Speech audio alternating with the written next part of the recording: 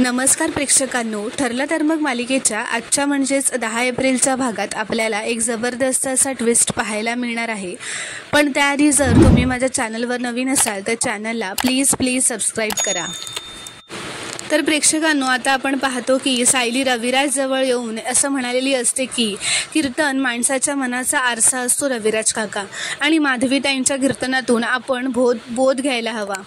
ती म्हणते, जर माझ्यामुळे किल्लेदार आणि सुभेदार कुटुंबांमध्ये दरी निर्माण होणार असेल तर मी माझ्या प्रेमाचा, सुखाचा आणि संसाराचा त्याग करायला तयार आहे. मीही वनवासाला तयार आहे, असं म्हणत ती तिथून निघूनच जात असते. तर प्रिया आता खुश होते, मनातच म्हणते, अरे वा, मला वाटलं ही सिक्सर मारायला आली आहे, पण हिने तर स्वतःहूनच विकेट फेकली. सायली रविराजला विचारते, सांगा ना रविराज काका, मी इथून गेल्यावर तुम्ही माझ्या घराशी पुन्हा पूर्वीसारखं नातं जोडू शकाल? तुमच्या मनातली अडी दूर करून सुभेदारांशी पुन्हा पूर्वीसारखं वागू शकाल का? तसं असेल तर मी आत्ता या क्षणी इथून निघून जायला तयार आहे. प्रतिमा रविराजला सांगत असते, अहो सायलीला जाऊ देऊ नका तो. तर आता सायली घरावर पाऊल टाकणारच असते तेवढ्यात रविराज म्हणतो, थांब सायली. त्या सायली मागे वळून बघते. रविराज असं म्हणतो की सुभेदारांकडून चूक झाली आहे, फक्त चूकच नाही तर कधीही माफ होणार नाही असा गुन्हा झालाय. पण मी इतका निष्ठुरही नाही आहे की त्यामुळे कोणाचा तरी संसार मोडेन. तू कोणताही त्याग करायचा नाहीयेस. तर सायली म्हणते, तुमची माफी मिळवण्यासाठी मी कोणताही त्याग करायला तयार आहे रविराज काका, पण आता हे 2 घरांमधलं अंतर मला सहनच होत नाहीये. अहो, तुमचं नाव निघताच घरात पूर्णाजीच्या डोळ्यात पाणी येतं.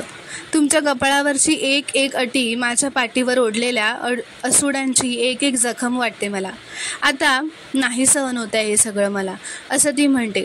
आता ही दरी का रविराज काका, आणि आपल्याच माणसांवर इतका राग का? तर आता नागराज प्रियाच्या कानात म्हणतो, आता काय तू हे बघून टाळ्या वाजवायला उभी आहेस का? बापाला बाटली उतर बाटलीत. तर त्या प्रिया नाटकच करत म्हणते, बाबा तुम्ही माझ्यावर इतके चिडलात ना, मला रात्र झोपच लागत नाहीये.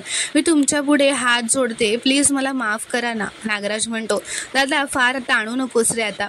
तर आता कीर्तनकार माधवी सुद्धा म्हणते, मी तुमच्या कौटुंबिक गोष्टींमध्ये फार काही बोलणार नाही, पण संता पुराशी बाळगून कोणाचंच भलं झालेलं नाहीये, असं म्हणत ती येते मी असं म्हणून निघून जाते. तर आता प्रतिमा पुढे येऊन तिला म्हणते, माधवीताई मला माफ करा, तुमचा पाहुणचार करता आला नाही. तर ती माधवी म्हणते, अहो या घराचा अहंकार आणि रागाचा जर त्याग झाला ना तरीच माझा पाहुणचार झाल्यासारखं मी समजेन, असं म्हणत ती तिथून निघून जाते. तर आता सगळे पूर्णाजी, सुमन रविराजला राग सोडून द्या म्हणून समजावत असतात. प्रताप सुद्धा म्हणत असतो, अरे रविराज, सर्वात महत्त्वाचं हे आहे की हे लग्न करून अश्विन आणि तन्वी खुश झालेत. अर्जुन पण म्हणतो, सिनियर आता तरी पूर्वीसारखं वागा ना पूर्णाजींशी प्लीज, असं म्हणत सगळेच रविराजला समजावत असतात. अश्विन सुद्धा म्हणत असतो की काका, मी तुला प्रॉमिस करतो, मी तन्वीला आयुष्यभर सुखात ठेवेन.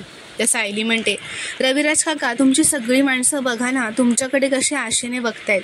आता या 2 घरांचा आनंद फक्त तुमच्या निर्णयावर अवलंबून आहे. तर आता रविराज म्हणतो, पूर्णाई, दुखावलं जाणं कदाचित अक्षम्य असेल, पण रागाचं टोक गाठणं कदाचित क्षम्य नाहीये.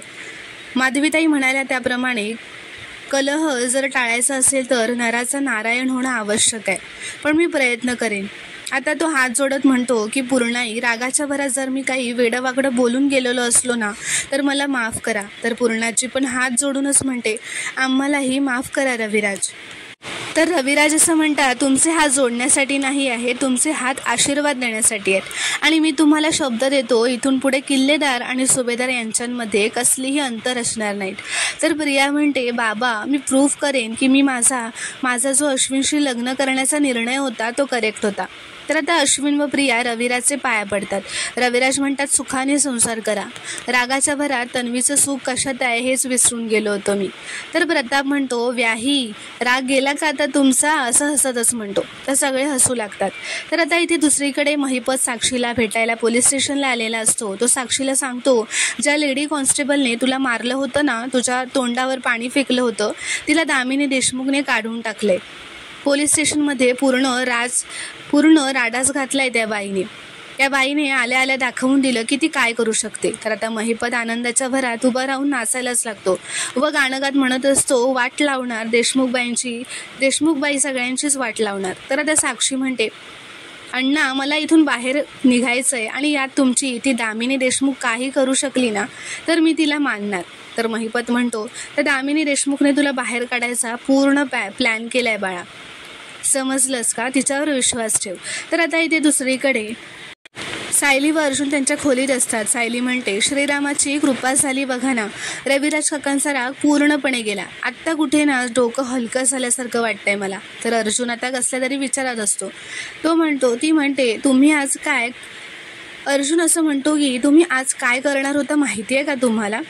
रविराज काकांचा राग काढण्यासाठी तुम्ही मला सोडून जात होतात. तर सायली म्हणते, पण मी गेले का?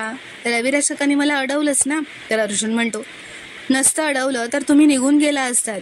तर सायली म्हणते, माझी खात्री होती रविराज काका मला नाही जाऊ देणार. तर अर्जुन म्हणतो, तुम्ही निघून गेला असता तर माझं काय झालं असतं याचा विचारसुद्धा केला नाही आहे तुम्ही. तर सायली अर्जुनला आता शांत करते व बसायला सांगते. सायली त्याला म्हणते, मी रविराज काकांना नीट ओळखते, ते मला त्यांची मुलगीच मानतात आणि कुठले वडील त्यांच्या मुलीचा संसार उद्ध्वस्त होऊ देतील. पण रविराज काकांनाही जाणीव करून देणं खूप महत्त्वाचं होतं की त्यांच्या रागापायी प्रियाचा संसारही नीट होत नाही आहे आणि पूर्णाजी पण दुखावल्या गेल्यात. तर आता अर्जुन सायलीचा हात हातात घेतो. तो खूपच भावूक झालेला असतो. तो म्हणतो, तुम्ही मला एकदा सोडून गेल्यात मिसेस सायली, तेव्हा माझं काय झालं होतं ना हे तुम्हाला नाही माहिती आहे.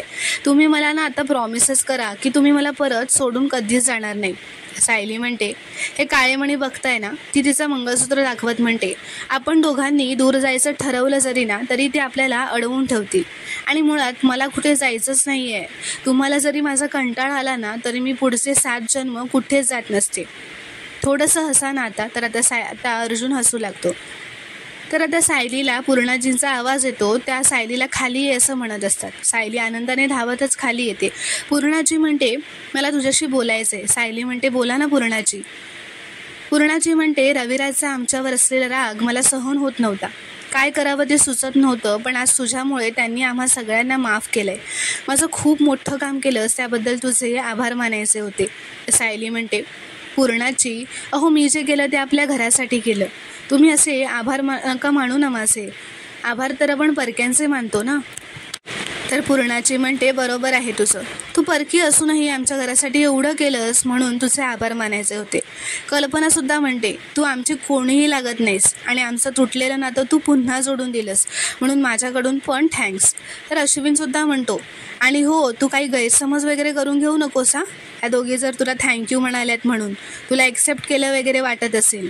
तर पूर्णाची म्हणते, आता रस्त्यात कसं आपली एखादी वस्तू पडली आणि अनोळखी व्यक्तीने ती उचलून दिली की आपण त्यांचे आभार मानतोच ना, तसंच तुझेही आभार मानले. तर सायली म्हणते, हरकत नाही पूर्णाची. आज रविराज काकांच्या घरी तुमच्या चेहऱ्यावर जे हास्य होतं ना, जो आनंद दिसला ना मला, तीच माझ्यासाठी खूप मोठी गोष्ट आहे हो. तर अर्जुनला आता खूपच राग आलेला असतो कारण सायलीचा असा अपमान झालेला असतो. तो रागातच वर त्यांच्या खोलीत येतो. अर्जुन सायलीला म्हणतो, झालं समाधान? असा इन्सल्ट करून घ्यायचा होता ना तुम्हाला? झालात तुम्ही खुश आता? तर सायली म्हणते, अहो कसला अपमान? तसा अर्जुन म्हणतो, अरे ज्या लोकांसाठी तुम्ही एवढं करता ना त्यांनी आज परत तुम्हाला परकं ठरवलंय आणि तुम्ही यांच्यासाठी मला सोडून जात होतात. तुम्ही जे काही केलं ना त्याची 0 व्हॅल्यू आहे यांना, 0. तर सायली म्हणते, किंमत कळावी म्हणून आपण काही करत असतो का? उलट मला छान वाटलं पूर्णाजींनी मला हाक मारली, माझ्याशी नीट बोलल्या. त्यांचा राग जाण्याची ही पहिली पायरी आहे असं समजूयात ना आपण. तर अर्जुन म्हणतो, मला ना तुमच्यासारखं सतत असं पॉझिटिव्ह विचार करता नाही येत आणि कोणावर अन्याय झाला ना तर सहनही होत नाही. अहो वकील आहे ना मी. तर सायली म्हणते, अन्याय कधी होतो? श्रेय मिळवण्यासाठी एखादी गोष्ट केली आणि श्रेय मिळाली नाही तर ना. पण माझ्या बाबतीत असं काहीच झालेलं नाही आहे आणि वकील म्हणून तुम्ही याचा विचार करत असाल ना तर जीत माझीच झाली आहे. तर आता अर्जुनही हसायला लागतो. इथे दुसरीकडे प्रिया अश्विनला म्हणत असते, बाबा माझ्याशी बोलत नव्हते ना, मला चैनच पडत नव्हती अश्विन, पण आता ना असं मोकळं वाटतंय. तर अश्विन म्हणतो, माझे डॅड जर माझ्याशी बोलत नसते तर माझं काय होईल, काय झालं असतं हे मी इमॅजिनच नसतं केलं. तू कसं सहन केलंस गं तन्वी? तर प्रिया म्हणते, आता काहीही सहन करावं लागणार नाही आहे. मी बाबांचा राग ना थोड्या दिवसात काढलाच असता, पण ही सायली आहे ना सतत पुढे पुढे करत असते. इथे आता सायलीसुद्धा अर्जुनला म्हणते, काय झालं, हसताय का आता? तर अर्जुन म्हणतो, मी ते दामिनी देशमुखचा स्ट्रेस घेत होतो पण मला बोलण्यात हरवणारी वकील माझ्यासमोरच उभी आहे. तर सायली म्हणते, हा तर तुमच्या सहवासाचा परिणाम आहे असं म्हणून आता ते दोघेही हसू लागतात। तर मित्रांनो, पुढील भागात आपण पाहणार आहोत की दामिनी साक्षीला भेटायला जेलमध्ये आलेली असते। ती तिला विचारते आणि तिला सांगत असते की कुठलाही वकील आपला गैरफायदा घेत नसतो, आपण त्याला तो घेऊ देतो, कारण आपलं सत्य त्याच्यासमोर उघडं पडलेलं असतं। आता हे असत्य लपवायचं असेल तर मला सत्य कळलं पाहिजे। कोर्टात किती वेळेला काय काय खोटं बोलली आहेस, किती खोटे पुरावे सादर केले हे सगळं सांगायचं। तर इथे दुसरीकडे सायली व अर्जुनला एक लिफाफ्याचं पार्सल आलेलं असतं। त्या पार्सलमध्ये दामिनी देशमुखने अर्जुनला नोटीस पाठवलेली असते। अर्जुन सायलीला म्हणतो, दामिनीने उद्याची नोटीस पाठवली आहे, उद्या आपल्याला कोर्टात हजर राहायचं आहे। तर मित्रांनो, आता पुढील भागात काय घडणार हे पाहणं खूपच रोमांचक ठरणार आहे। व्हिडिओ पूर्ण बघितल्याबद्दल धन्यवाद। व्हिडिओ आवडल्यास कॉमेंटमध्ये नक्की कळवा व चॅनलला प्लीज सबस्क्राईब करा।